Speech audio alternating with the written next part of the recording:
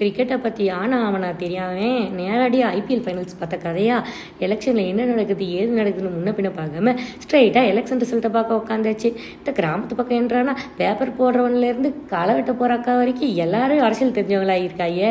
சரி என்னதான் நடக்குதுன்னு பார்த்தா டிஎம்கே அடடா 40 ஜெயிச்சிட்டோம் அடிச்சு தூக்குடா அப்படின்னு பட்டாசு வெடிச்சு கொண்டாட, தாமரை லைட்டாக தோத்தாலும் பரவாயில்லடா நம்ம ஓட்டு ஜாஸ்தி ஆயிடுச்சுன்னு சந்தோஷத்தில் கொண்டாட, இதில் ஏடிஎம்கே தலைவர்கள் தான் என்னடா காரணம் சொல்கிறதுன்னு தெரியாமல் மண்டையை பிச்சுட்டு சுத்த, அந்த பக்கம் விடுதலை சிறுத்தைகள் கட்சியில் அடடா நம்ம சின்னத்தை மீட்டுட்டோண்டான்னு சந்தோஷப்பட, நான் தமிழர் ஆஹா போன வருஷத்தோட இந்த வருஷம் கலக்கிட்டடான்னு ஒரு ஹாப்பியை கொண்டாட, ஆசை மகன் தோத்துட்டான் எனக்கு கேப்டன் ஒய்ஃபால் அந்த பக்கம் ராதியா தோத்ததுக்கு சரத்குமார் சோகப்பட, அடடா அங்கங்கே கொஞ்சம் சோகீரம் தான்.